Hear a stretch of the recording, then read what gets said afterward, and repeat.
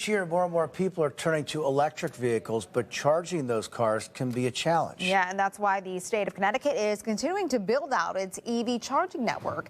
NBC Connecticut's Sydney Boyle live in Enfield to tell us more about one of the additions. Hey, Sydney.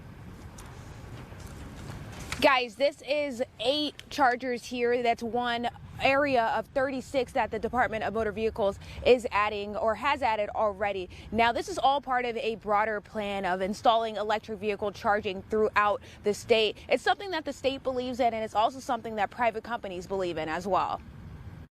It's been back and forth. The frequent charging is not something Chris Pepe thought of when he leased this electric Volkswagen. I always have to stop, especially when it's colder, because the batteries don't hold as much. The cold sucks the batteries dry faster, so you don't get as much. Over a 5-year period, the Department of Transportation is set to receive $52 million in federal funding to help expand the charging network in our state. The ultimate goal is to have a full network of EV chargers on the interstates, with stations where people can go, they can charge, but they can also stop. When that materializes, I think this will be great because, then the move from actually moving towards an electrified, vehicular system would be possible. There are tens of thousands of people in Connecticut who drive an EV, but traveling long distance can be a problem.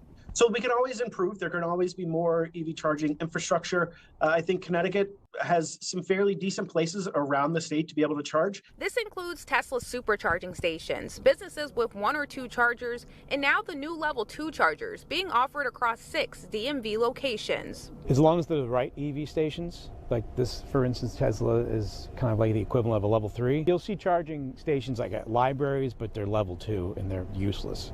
It's like charging at home, which I stopped doing. Experts say work still needs to be done. If the number started rivaling that of the availability of gas stations, then your electric vehicle charging would make more sense and it would appeal to more people.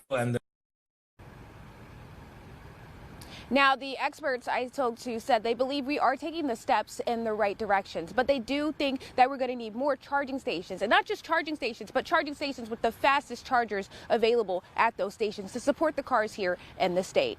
Live at Enfield, City Boyo, NBC Connecticut News.